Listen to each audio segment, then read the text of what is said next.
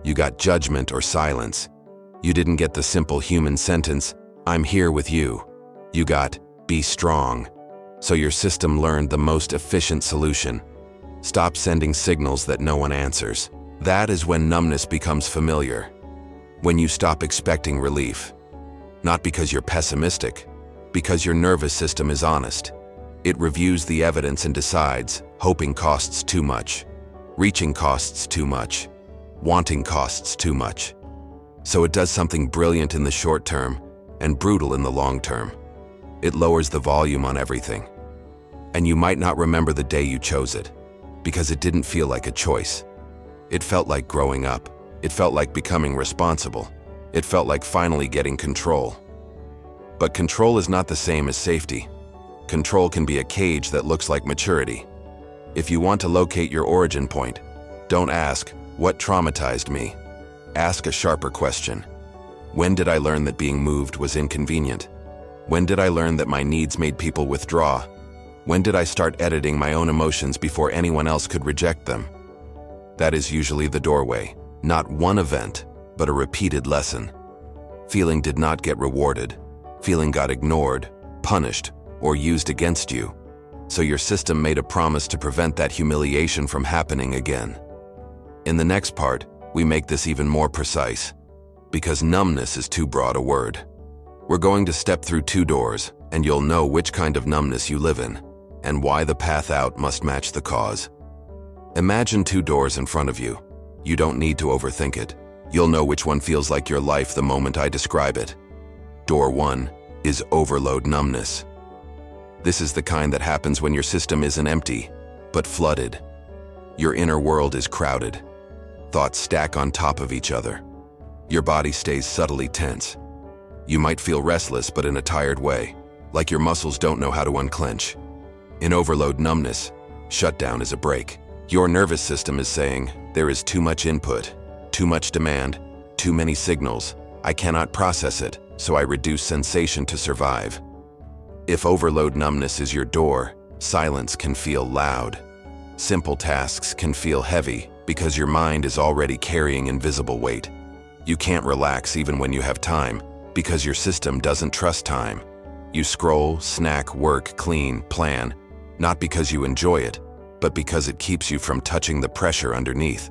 You're not avoiding emotion because you don't care. You're avoiding emotion because you fear it will arrive as a wave you can't stop. Door 2 is disappointment numbness. This one is quieter, colder, and often misunderstood. Here, your system isn't breaking because there is too much sensation. It's breaking because hope feels unsafe. Disappointment numbness happens after enough experiences where you reached for something real and it didn't hold.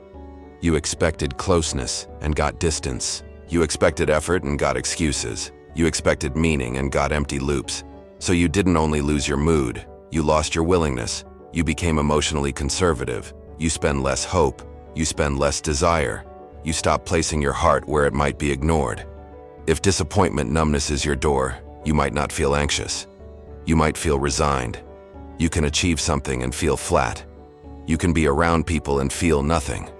You're not overwhelmed. You're unconvinced. Life feels like it doesn't deliver on its promises, so your system stops placing orders. Here's the detail that changes everything. Overload numbness says, I can't handle more feeling. Disappointment numbness says, I don't see the point of feeling. One is a capacity problem. The other is a trust problem. Many people have both, but you still have a dominant door. Under stress, which one do you return to? Do you feel pressure that needs a break, or emptiness that needs a reason? Knowing your door removes a layer of shame. It stops you from speaking to yourself in the wrong language. You stop calling a nervous system response a personality flaw. In the next part, we expose the trap that keeps both doors locked. It's the trap of false peace, where numbness borrows the posture of wisdom and convinces you you're healed when you're actually unreachable. This is where numbness becomes hard to detect, because it learns to dress well. It learns the language of maturity. It borrows the posture of wisdom. It adopts a calm face, and it tells you, see, you're better now. You're not reactive. You're not needy. You're not dramatic. You're evolved. That is the trap of false peace. False peace sounds like I'm unbothered. But being unbothered is light. It has air in it. It has choice. False peace is heavy. It's the kind of calm that comes from shutting the door and throwing away the key. It's not serenity. It's emotional lockdown.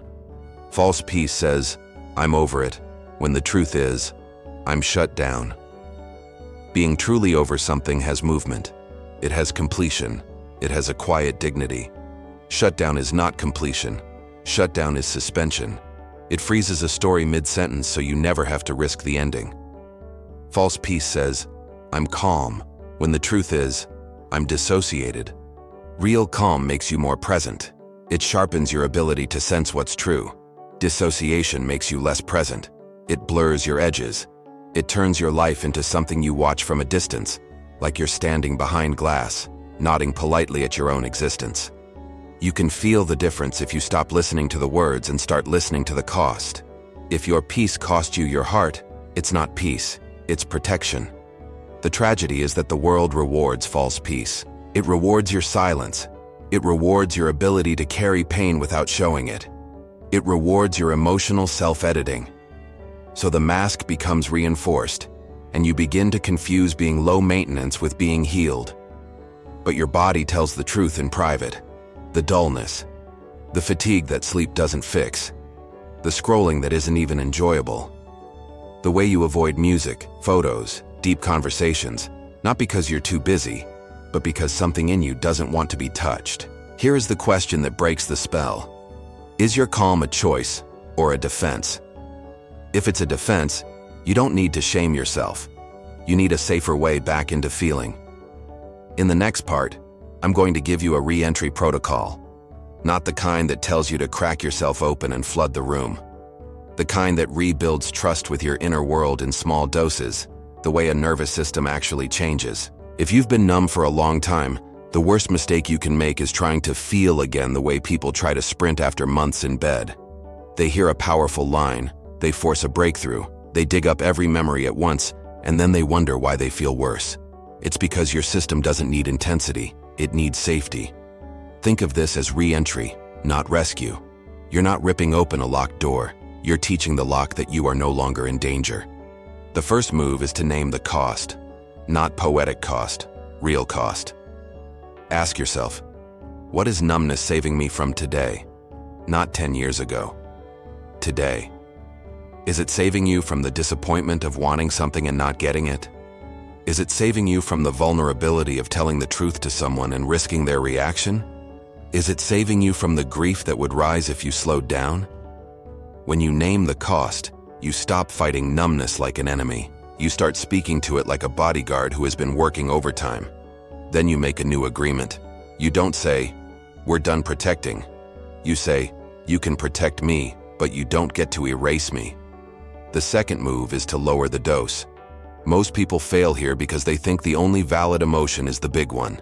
A breakdown, a confession, a dramatic release.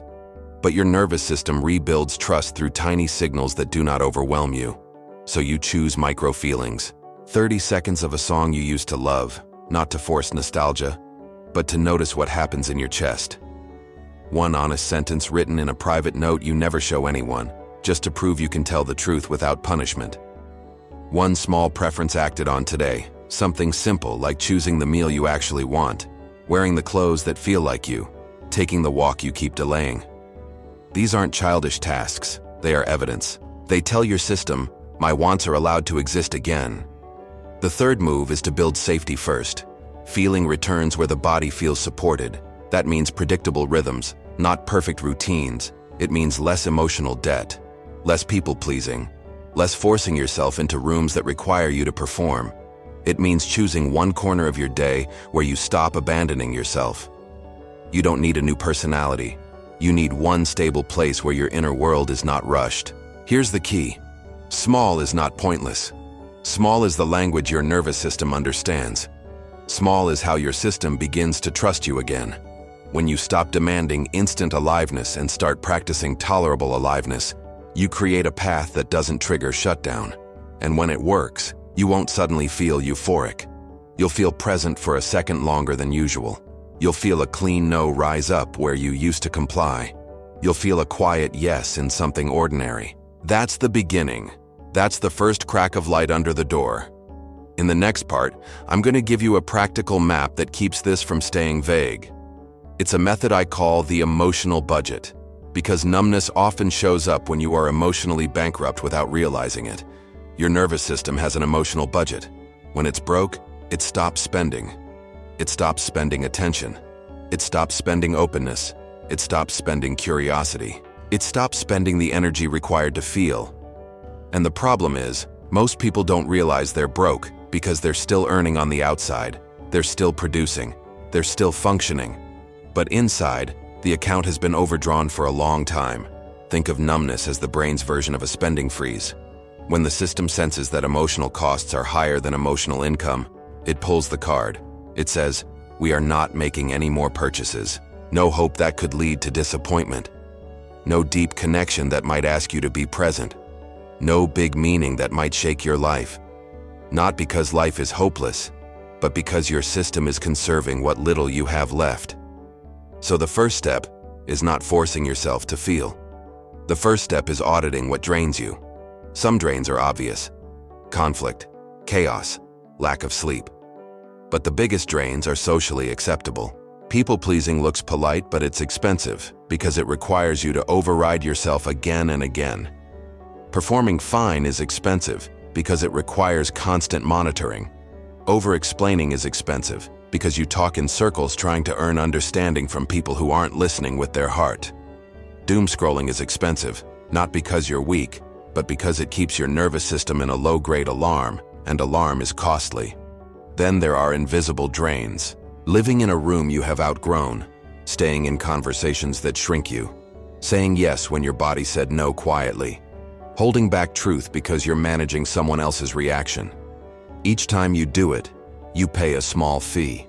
The fees add up until you don't have enough left to feel anything real. Now we look at what restores you, not what distracts you. Restores. Distraction numbs you and leaves you emptier afterward. Restoration gives you something back. Quiet can be restorative, but only if it doesn't become a place where you punish yourself with rumination. Movement can be restorative, not as a fitness goal, but as a signal to the body that you are alive and safe. Sunlight can be restorative because it anchors you in the present moment. One honest conversation can be restorative because it reduces the cost of pretending. Restoration can feel boring at first because your system is used to stimulation, not nourishment. Don't measure it by immediate pleasure, measure it by what it gives back over time. So you live like someone rebuilding credit. Fewer withdrawals, small deposits, and a steady return of capacity. And once you do this, numbness becomes less mysterious. You start noticing patterns. After certain people, you go flat. After certain environments, you lose your voice. After certain kinds of days, your mind reaches for numbness like a sedative. That awareness is power. It means you're no longer trapped inside the fog. You're reading the system. In the next part, we'll talk about why connection starts to feel heavy when you've been numb for a long time, and why intimacy can begin to feel like a demand instead of a gift. Understanding that will keep you from destroying good relationships with the wrong conclusion. When you've been numb for a while, connection can feel heavy, not because you don't care, but because closeness has a hidden price tag. People think intimacy is made of conversations and time together, but real intimacy is made of presence, and presence requires sensation. It requires you to be reachable from the inside. That is exactly what numbness interrupts. So you can love someone and still feel exhausted by them. You can miss someone and still avoid replying. You can crave connection and still feel irritated when it appears, because what your system is reacting to is the demand to be present. If your nervous system learned that feeling leads to overwhelm or disappointment, intimacy begins to register as risk. That's why small social things can feel disproportionately draining. A call, a dinner, a message that says, "How are you really?" It can feel like someone trying to pull you into deep water when you're already barely breathing. Not because they are wrong to ask, because your system doesn't trust depth. It learned that depth leads to drowning. So you default to the safer version of connection. You talk about plans, updates, facts, jokes, surface opinions. You stay competent. You stay useful. You stay composed. Then you leave the interaction feeling lonelier because the connection happened around you, not with you. You were present physically, absent emotionally, and a part of you knows it. When numbness grows, withdrawal feels safer, and that withdrawal creates more distance, which then reinforces numbness. It's not a moral failure, it's a loop. Numbness also turns into politeness. You stop making requests because you don't want to be too much. You stop setting boundaries because you don't want to be difficult. You stop telling the truth because you don't want to cause conflict. So you become easy. And then you become invisible. This is where people make a devastating assumption. They think, I must not love them anymore. But numbness can mimic indifference. It can mimic boredom. It can mimic the end of love. Very often it's not the end. It's protection standing in the doorway. So instead of asking, do I love them? Ask, do I feel safe enough to be felt by them? Because love isn't only about who you choose, it's also about what your nervous system believes will happen if you open.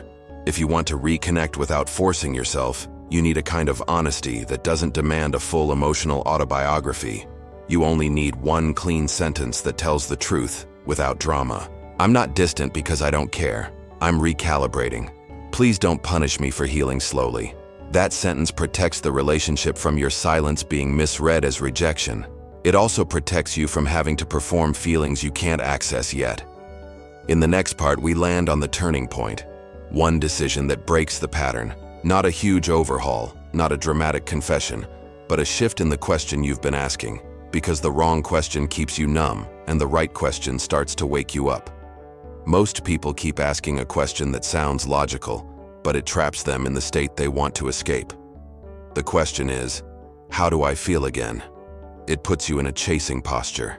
It turns feeling into a prize you earn by doing the right technique.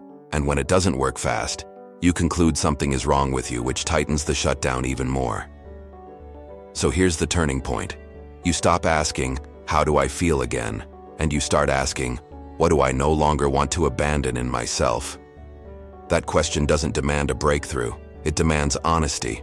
It pulls you out of performance and back into relationship with your inner world.